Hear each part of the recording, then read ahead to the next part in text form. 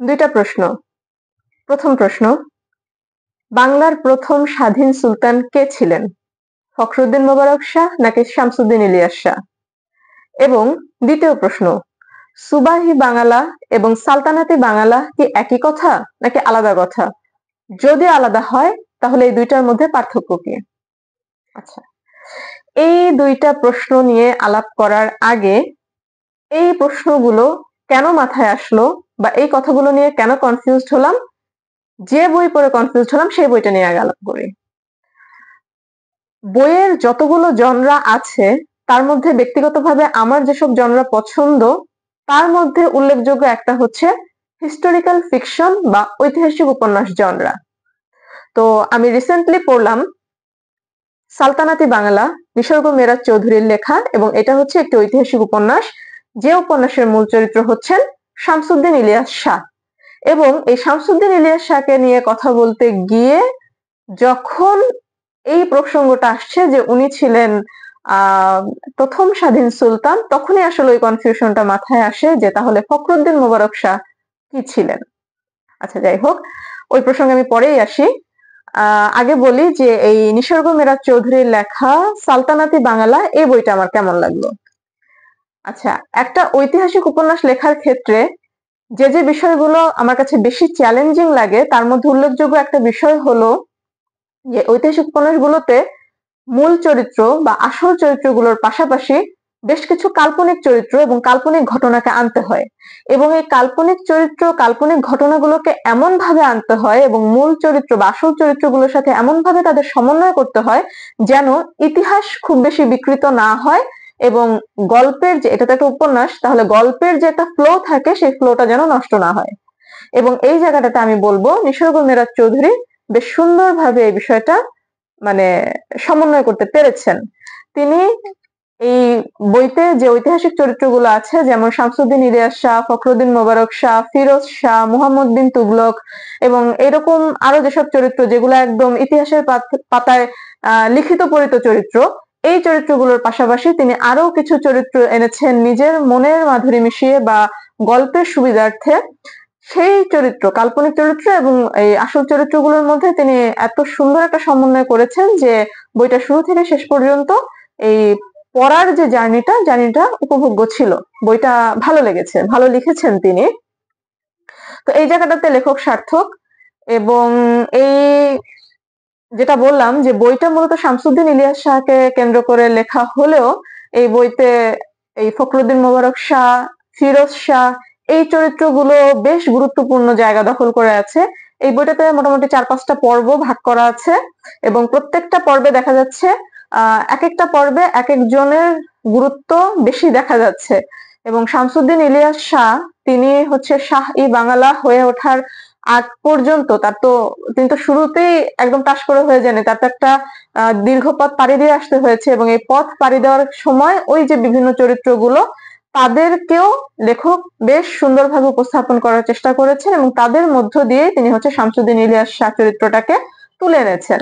তাহলে এটা শামসুদ্দিন ইলিয়াস শাহকে কেন্দ্র করে লেখা হলেও ইতিহাসের প্রয়োজনে যে যে চরিত্রগুলো আসা দরকার ছিল মোটামুটি সবগুলো চরিত্রকে লেখক খুব সুন্দরভাবে এনেছেন। এই জিনিসটাও খুব ভালো লেগেছে। আর আরেকটা জিনিস যেটা ভালো লেগেছে যে সালতানাতি বাংলা নামটা শুনেই বোঝা যাচ্ছে যে এই যে বঙ্গ অঞ্চল, এই বঙ্গ অঞ্চল এই বইয়ের একদম প্রাণ বলা যায়। তো সেক্ষেত্রে দেখা যাচ্ছে যে এই বইয়ে তৎকালীন গ্রাম বাংলার যে চিত্রটা সেই চিত্র দিকেও লেখক খুব মনোযোগ দিয়েছেন। লেখকের লেখা সুন্দর, তিনি গ্রাম বাংলার মানুষ, মাটি, মানুষ, প্রকৃতি খুব সুন্দরভাবে তিনি তার উপন্যাসে এনেছেন। এবং এই উপন্যাসের মাধ্যমে উনি আসলে সেই বার্তাটা দেওয়ার চেষ্টা করেছেন যে এই বাংলা অঞ্চলে তারাই শাসক হিসেবে নিজেদেরকে প্রতিষ্ঠিত করতে পেরেছে যারা এই বাংলার মাটি এবং মানুষের কাছাকাছি যেতে পেরেছে, যারা গায়ের জোরে শাসন করতে না বরং ভালোবেসে মানুষকে জয় করতে চেয়েছে, তারাই এই বাংলার মানুষের মনে আসন গাড়তে পেরেছে। যেমন এই যে আপনার ফখরুদ্দিন মোবারক শাহ বলেন, শামসুদ্দিন ইলিয়াস শাহ বলেন, ফিরোজ শাহ বলেন, এরা তো কেউ এই বঙ্গ দেশের সন্তান না, তারা তো সেই সুদূর তুর্কি থেকে আসা, আরব থেকে আসা লোকজন তারা।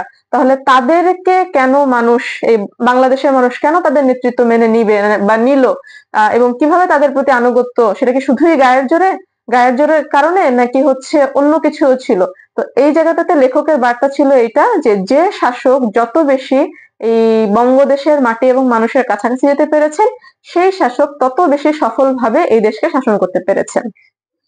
আচ্ছা, এখন লেখকের লেখনী, আমি যেটা বললাম যে লেখনী সুন্দর, গল্পের ফাঁকে ফাঁকে সেই ইতিহাসটা উঠে এসেছে। কি বলে এটাকে, দিল্লির অধীনে ছিল এই বঙ্গদেশ, সেই সময়কালটায় এই বঙ্গদেশের চিত্র কেমন ছিল সেটা সুন্দরভাবে উঠে এসেছে, এবং গল্পের যে ফ্লোটা সেটা ভালো ছিল, ফিনিশিংটা ভালো ছিল। প্রথম পর্বগুলো বেশি সুন্দর ছিল, শেষের দিকে যুদ্ধ বিগ্রহ একটু বেশি, তারপরেও ভালো ছিল, সবটা মিলে ভালোই লেগেছে।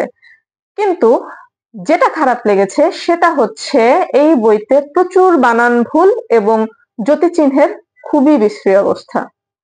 উপকথা প্রকাশনীর মতো একটা প্রকাশনীর কাছ থেকে আমরা আসলে এটা, আমি অন্তত ব্যক্তিগতভাবে আশা করিনি। কারণ একজন লেখক, তিনি একটা গুরুত্বপূর্ণ ঐতিহাসিক চরিত্রকে নিয়ে কিছু লিখছেন, সেই চরিত্রের মনস্তত্ত্ব তিনি বোঝাবার চেষ্টা করছেন, বা সেই চরিত্রের জীবনের আবেগীয় কিছু জায়গা তিনি তার উপন্যাসে লিখছেন। তো ওই জায়গাগুলোতে যখন জ্যোতিচিহ্ন ঠিকঠাক মতো পড়বে না, বানান ঠিকঠাক মতো থাকবে না, তখন মনে হচ্ছে যে একজন পাঠক যখন পড়তে যাবেন তার পড়ার ফ্লো নষ্ট হয়ে যাবে, এবং লেখক যে আবেগটা বা যে অনুভূতিটা সঞ্চার করতে চেয়েছেন পাঠকের মধ্যে, পাঠক সেই আবেগ, সেই অনুভূতিটা ধরতে ব্যর্থ হবে। এই জন্য আমি আসলে খুবই হতাশ। উপকথা প্রকাশের প্রচ্ছদটা খুবই সুন্দর, কিন্তু এই যে ভেতরের যে বানান ভুল এবং এই জ্যোতিচিহ্নের যে একদম শোচনীয় অবস্থা, এটা আসলে কোনোভাবেই মেনে নেওয়া যায় না। আমি জানি না এই বইটার দ্বিতীয় মুদ্রণ এসেছে কিনা বা আসবে কিনা, বা এই বইটা প্রকাশিত হয়েছে এই 2025-এর বইমেলায়। তো সেক্ষেত্রে দ্বিতীয় মুদ্রণ কবে কি আসবে আমি জানি না, কিন্তু যদি আসে আমার মনে হয় প্রকাশকের অবশ্যই এই বানান এবং জ্যোতিচিহ্নের দিকে লেখক প্রকাশক দুজনেরই নজর দেওয়া উচিত। এটা আসলে পাঠক হিসেবে খুবই হতাশার যে একটা সুন্দর গল্প পড়তে হলো এরকম ভুল বানানে এবং ভুল জ্যোতিচিহ্নে। আচ্ছা, এখন 2025-এর বইমেলাতে বইটা প্রথম প্রকাশিত হয়েছে, কিন্তু আমার কেন জানি মনে হচ্ছে এই বইটা নিয়ে আমি খুব বেশি আলাপ আলোচনা দেখছি না, আমার চোখে পড়ছে না। এটা আমারও ব্যর্থতা হতে পারে, অথবা আসলেই হতে পারে যে এই বইটার কথা খুব বেশি কেউ জানে না, বা সেরকম হয়তো রিচ করেনি পাঠকদের কাছে। আমি মনে করি বইটা ভালো, বইটা পড়া যায়, এবং এই যে হিস্টোরিক্যাল ফিকশন জনরা বা ঐতিহাসিক উপন্যাস জনরা যাদের পছন্দের, তাদের অবশ্যই এই বইটা মানে পড়লে ভালো লাগবে। আমি একেবারে মাস্ট রিড বলবো না, কিন্তু লেখকের একটা বেশ ভালো ইনিশিয়েটিভ। এবং যেটা হয় যে ঐতিহাসিক উপন্যাস লিখতে গেলে লেখকরা সাধারণত খুব টেনে বড় করার একটা প্রবণতা থাকে তাদের মধ্যে, যে অনেকগুলো পৃষ্ঠা হতে হবে, অনেক কিছু থাকতে হবে। কিন্তু ছোট পরিসরেও যে লেখা যায়, আপনারা যারা শওকত আলীর প্রদোষে প্রাকৃতজন উপন্যাসটা পড়েছেন, এটা কিন্তু কলেবরে খুব বেশি বড় না, কিন্তু তারপরেও সুন্দর। তো মোটামুটি নিসর্গমেরা চৌধুরীও চেষ্টা করেছেন যে কলেবরে খুব বেশি তিনি বড় করেননি, কিন্তু এই ছোট পরিসরেও তিনি সুন্দরভাবে উপস্থাপনের চেষ্টা করেছেন। এটা একটা প্রশংসনীয় দিক। কারণ যদি অনেক পৃষ্ঠা তিনি লিখতে যেতেন কিন্তু কাহিনীর মধ্যে গতি না থাকতো, প্রাণ না থাকতো, পড়তে বোরিং লাগতো, তাহলে তার অতগুলো পৃষ্ঠা লেখা সার্থক হতো না। সেই জায়গাটায় তিনি নিজের মানে ক্ষমতাটাকে তিনি উপলব্ধি করে উপন্যাসটাকে তিনি সীমিত পরিসরে রেখেছেন, এবং সীমিত পরিসরে তিনি খুব মানে পূর্ণাঙ্গভাবে উপস্থাপন করার চেষ্টা করেছেন। এই জিনিসটা আমার খুব ভালো লেগেছে। তো আমি আসলে সাজেস্ট করব বইটা পড়ার জন্য। তবে ওই যে প্রকাশককে বলবো, লেখক প্রকাশক দুজনকে বলবো বানান এবং জ্যোতিচিহ্নের ব্যবহারের দিকে অবশ্যই নজর দেওয়া উচিত। আরেকটা বিষয় যেখানে নজর দেওয়া উচিত, এবং যেটা দিয়ে আমি এই ভিডিওটা শুরু করেছিলাম, যে দুইটা প্রশ্ন, এই বাংলার প্রথম স্বাধীন সুলতান কে, এবং সুবাহি বাংলা এবং সালতানাতি বাংলা, এই দুটার মধ্যে পার্থক্য কি? এই প্রশ্নগুলো আমার মাথায় কেন আসলো হচ্ছে এই উপন্যাসের একদম শেষের পাতায় লেখা আছে উপন্যাসে ব্যবহৃত কিছু ঐতিহাসিক চরিত্রগুলোর বর্ণনা দেওয়া আছে। যে 1 নম্বরে দেওয়া আছে শামসুদ্দিন ইলিয়াস শাহ, তার মানে ইয়াতে লেখা আছে, সামনে লেখা আছে যে বাংলার প্রথম স্বাধীন সুলতান, অর্থাৎ লেখকের মতে শামসুদ্দিন ইলিয়াস শাহ বাংলার প্রথম স্বাধীন সুলতান। আচ্ছা, এরপরে 3 নম্বরে আছে ফখরুদ্দিন মুবারক শাহ, তিনি স্বাধীন বঙ্গদেশে সুবর্ণগ্রামের প্রথম সুলতান। এখন আপনি যখন পড়বেন যে শামসুদ্দিন ইলিয়াস শাহ বাংলার প্রথম স্বাধীন সুলতান আর ফখরুদ্দিন মোবারক শাহ স্বাধীন বঙ্গদেশের সুবর্ণগ্রামের প্রথম সুলতান, তখন তো সাধারণভাবে পাঠক হিসেবে মনে হবে যে শামসুদ্দিন ইলিয়াস শাহই বোধহয় প্রথম মানে স্বাধীনতার ঘোষণা করেন এবং ওই স্বাধীন দেশে সুবর্ণগ্রামের সুলতান ছিলেন ফখরুদ্দিন মোবারক শাহ। কিন্তু ঘটনা কি আসলে তাই? যদি আমরা সময়কালটা দেখি তাহলে 1338 সালে প্রথমবারের মতো ফখরুদ্দিন মোবারক শাহ নিজেকে দিল্লি সালতানাত থেকে পৃথক ঘোষণা করেন এবং নিজেকে স্বাধীন সুলতান ঘোষণা করেন। তিনি সোনারগাঁও অঞ্চল, সুবর্ণগ্রাম বা সোনারগাঁও অঞ্চলটাকে তিনি স্বাধীন হিসেবে ঘোষণা করেন এবং ওই অঞ্চলের সুলতান হিসেবে তিনি নিজেকে ঘোষণা করেন দিল্লি সালতানাতের বিরুদ্ধে গিয়ে, এবং এটা 1338 সালের ঘটনা। আর শামসুদ্দিন ইলিয়াস শাহ উনি সুলতান হিসেবে নিজেকে ঘোষণা করেন 1342 সনে, অর্থাৎ আপনার প্রথমে তো আসছেন ফখরুদ্দিন মোবারক শাহ, তারপরে এই 1342 সনে, এবং সেটা হচ্ছে দিল্লি সালতানাতের অধীনেই শামসুদ্দিন ইলিয়াস শাহ ছিলেন। তিনি হচ্ছে সপ্তগ্রাম অঞ্চলটা তিনি শাসন করছিলেন। যখন দিল্লি থেকে মানে মুহাম্মদ বিন তুগলকের কাছ থেকে বার্তা এলো যে না, শামসুদ্দিন ইলিয়াস শাহকে আর শাসক হিসেবে রাখা হবে না, এখানে শাসক হিসেবে দেয়া হবে উড়িষ্যার রাজা দামোদরকে, তখন শামসুদ্দিন ইলিয়াস শাহ বিদ্রোহ করলেন এবং তিনি বললেন যে না, এই অঞ্চল আমি শাসন করব এবং আমি এখানের সুলতান। এটা 1342 সালের ঘটনা। এই ঘটনার আগেই 1338 সালে ফখরুদ্দিন মোবারক শাহ নিজেকে সোনারগাঁও অঞ্চলের বা সুবর্ণগ্রাম অঞ্চলের সুলতান হিসেবে নিজেকে ঘোষণা দিলেন। তাহলে প্রথম স্বাধীন সুলতান আমরা কাকে বলবো? আমার তো কমন সেন্সে বলে যে যেহেতু 1338 সালের আগে এই বঙ্গদেশের কোথাও কেউ স্বাধীনতা ঘোষণা করেনি, ফখরুদ্দিন মোবারক শাহ প্রথম স্বাধীনতা ঘোষণা করেন, সেটা যে অঞ্চলই হোক, বঙ্গদেশেরই তো, এবং বঙ্গদেশের যে কোনো একটা অঞ্চলে প্রথমবারের মতো যেহেতু ফখরুদ্দিন মোবারক শাহ স্বাধীনতা ঘোষণা করেন দিল্লি সালতানাতের বিরুদ্ধে গিয়ে, এবং শুধু ঘোষণাই না, তিনি সেই তার যে সুলতান থাকার যে বিষয়টা এটা তিনি বজায়ও রেখেছিলেন। দিল্লি তাকে কিন্তু তার সুলতান, এই সুলতান হওয়ার যে বিষয়টা সেটা কিন্তু দিল্লি কেড়ে নিতে পারে নাই। তিনি সুলতানই ছিলেন, তিনি তার এই স্বাধীন অঞ্চল তিনি যতদিন বেঁচে ছিলেন তিনি শাসন করে গেছেন। তাহলে আমরা কেন তাকে প্রথম স্বাধীন সুলতান বলবো না? আমার মতে ফখরুদ্দিন মোবারক শাহই বাংলার প্রথম স্বাধীন সুলতান। হতে পারে তিনি ছোট্ট একটা অঞ্চল শাসন করেছেন, তাতে কি আসে যায়? তার আগে তো কেউ স্বাধীনতা ঘোষণা করে নাই, তিনিই প্রথম স্বাধীনতা ঘোষণা করেছেন এই বাংলায়। তাহলে আমার মতে তিনি ফখরুদ্দিন মোবারক শাহই বাংলার প্রথম স্বাধীন সুলতান, এবং আমি যতটুকু জানি একাডেমিক্যালিও এটাই স্বীকৃত, এবং আপনারা যদি গুগল করেন বা এআই কে জিজ্ঞাসা করেন যে কোনো কিছুই এটাই আসবে, প্রথম কথাটাই আসবে ফখরুদ্দিন মোবারক শাহ প্রথমবারের মতো বাংলার একটা অঞ্চলে স্বাধীনতা তিনি ঘোষণা করেন, এই জন্য বাংলার প্রথম স্বাধীন সুলতান হচ্ছেন ফখরুদ্দিন মোবারক শাহ। তাহলে শামসুদ্দিন ইলিয়াস শাহ কি? এখন বিষয় হচ্ছে শামসুদ্দিন ইলিয়াস শাহ যখন 1342 সালে এই যে সপ্তগ্রামের সুলতান হিসেবে নিজেকে ঘোষণা করলেন, তখনও কিন্তু তিনি ফখরুদ্দিন মোবারক শাহের সাথে কোনো প্রকার যুদ্ধে যান নাই।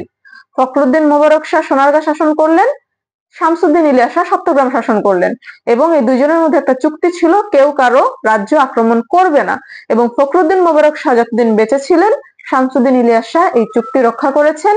উনি মারা যাবার পরেও তিনি চুক্তি ভঙ্গ করেননি ততক্ষণ না পর্যন্ত যতক্ষণ ফখরুদ্দিন মোবারক শাহের ছেলে চুক্তি ভঙ্গ করলো। যখন ফখরুদ্দিন মোবারক শাহের ছেলে চুক্তি ভঙ্গ করে শামসুদ্দিন ইলিয়াস শাহের রাজ্য আক্রমণ করলো, তখন শামসুদ্দিন ইলিয়াস শাহ যুদ্ধ করলেন এবং তিনি ফখরুদ্দিন মোবারক শাহের বা তার ছেলের কাছ থেকে সুবর্ণগ্রাম কেড়ে নিলেন, এবং একটা পর্যায়ে তিনি এই সুবর্ণগ্রাম, লক্ষণাবতী এবং হচ্ছে সপ্তগ্রাম, এই যে বঙ্গদেশের যে তিনটা প্রধান অঞ্চল, এই তিন অঞ্চলকেই তিনি দখল করলেন, এবং এই তিন অঞ্চল নিয়েই তিনি তার মানে সালতানাত ঘোষণা করলেন। তো সেক্ষেত্রে আমরা যদি বলতে চাই, আমার মনে হয় এটা বলা সবচেয়ে বেশি যৌক্তিক হয়, বাংলার প্রথম স্বাধীন সুলতান হচ্ছেন ফখরুদ্দিন মোবারক শাহ, এবং এই সমগ্র বাংলার বা একত্রিত বাংলার বা এই পুরো বাংলার প্রথম স্বাধীন সুলতান হচ্ছেন শামসুদ্দিন ইলিয়াস শাহ। এখন লেখক যে এক কথায় বলে দিলেন শামসুদ্দিন ইলিয়াস শাহ প্রথম স্বাধীন সুলতান আর ফখরুদ্দিন মোবারক শাহ স্বাধীন বঙ্গদেশের সুবর্ণগ্রামের প্রথম সুলতান, আমি আসলে লেখকের এই কথাটার সাথে একমত হতে পারলাম না। কারণ স্বাধীন বঙ্গদেশের সুবর্ণগ্রামের সুলতান আপনি কিভাবে বলেন? স্বাধীন বঙ্গদেশই তো তখন ছিল না, ফখরুদ্দীন মোবারক শাহের আগে স্বাধীন বঙ্গদেশই তো ছিল না, তিনিই তো প্রথম স্বাধীনতা ঘোষণা করলেন। তাহলে এই কথাটা আমার মনে হয় এই যে 1 নম্বর এবং 2 নম্বরে তিনি যে বর্ণনাটা দিয়েছেন শামসুদ্দিন ইলিয়াস শাহ এবং ফখরুদ্দীন মোবারক শাহ, আমি লেখকের এই কথাটার সাথে একমত না। আমার মনে হয় এখানে এক কথায় বলার সুযোগ কম, এখানে একটা টিকা বা একটা ব্যাখ্যা অতীব প্রয়োজন, এবং যদি লেখক ব্যাখ্যা না দেন তাহলে সেক্ষেত্রে ওনার বলা উচিত যে এই বাংলার প্রথম স্বাধীন সুলতান হচ্ছেন ফখরুদ্দীন মোবারক শাহ এবং সমগ্র বাংলার বা একত্রিত বাংলার প্রথম সুলতান হচ্ছেন, স্বাধীন সুলতান হচ্ছেন শামসুদ্দিন ইলিয়াস শাহ। আমার মনে হয় ব্যাপারটা এভাবে আসা উচিত। আচ্ছা, এরপরে হচ্ছে আরেকটা পৃষ্ঠায় আছে ওই যে সুবাহি বাংলা এবং সালতানাতি বাংলার যে দ্বন্দ্বটা। এখানে একটা কথা আছে, শামসুদ্দিন ইলিয়াস শাহ তার ইয়াটা বলা হচ্ছে আর কি, তিনি সবার দিকে তাকিয়ে বলেন, আলহামদুলিল্লাহ, আজ থেকে আমার এই সালতানাতের নাম হবে বাঙালা। ফরমান জারি করে জানিয়ে দিন সবাইকে, এই ভূমি এই মানুষজনের পরিচয় হলো তারাই বাংলার মানুষ। এই সালতানাত হলো সুবাহি বাংলা। এখন কথা হচ্ছে সুবাহি বাংলা কথার অর্থ কি? আমি যতটুকু জানি সুবাহ মানে হচ্ছে কি বলে একটা প্রদেশ বা এরকম। মুঘল শাসনামলে সম্রাট আকবরের সময় প্রথম এই বাংলাকে যখন প্রদেশ হিসেবে ঘোষণা করা হয় তখন এটাকে সুবাহি বাংলা বলা হয়। সেটা তো হচ্ছে 1576 সনের ঘটনা। আর শামসুদ্দিন ইলিয়াস শাহ যখন এই বাংলা সালতানাতের মানে সুলতান হলেন সেটা হচ্ছে 1342 সালের ঘটনা। তাহলে 1342 বা তার পরবর্তী, তাহলে হচ্ছে আপনার সালতানাতি বাংলা এবং সুবাহি বাংলা তো এক হলো না। সালতানাতি বাংলা বলতে এই যে সমগ্র বাংলা যে একত্রিত হলো, লক্ষণাবতী, সপ্তগ্রাম, সুবর্ণগ্রাম, এই সমগ্র বাংলা নিয়ে একটা সালতানাত হিসেবে ঘোষণা করলেন শামসুদ্দিন ইলিয়াস শাহ, সেটা হচ্ছে সালতানাতি বাংলা এবং তিনি উপাধি পেলেন শাহ ই বাংলা। কিন্তু এটা তো সুবাহি বাংলা না। সুবাহি বাংলা হচ্ছে মুঘল সম্রাট আকবর যখন বাংলাকে প্রদেশ হিসেবে ঘোষণা করলেন তখন সেটা সুবাহি বাংলা। তাহলে এখানে লেখক যেটা লিখেছেন এই সালতানাত হলো সুবাহি বাংলা, আমি মনে করি এই তথ্যটাও লেখক ভুল লিখেছেন বা অবচেতনে লিখেছেন, বা উনি যেটা বোঝাতে চেয়েছেন উনি হয়তো সেটা বোঝাতে পারেননি। তো এই দুইটা জায়গায় আমার মনে হয় লেখকের সংশোধন এবং সংযোজন দুটোই প্রয়োজন। আমি এখনো পর্যন্ত যতটুকু পড়েছি, যতটুকু জেনেছি, যতটুকু ঘাটাঘাটি করেছি, আমার কাছে এটাই মনে হয়েছে। তো এই দুইটা জায়গা বাদ দিলে বাকিটুকু এই বইটা হচ্ছে উপভোগ্য একটা বই।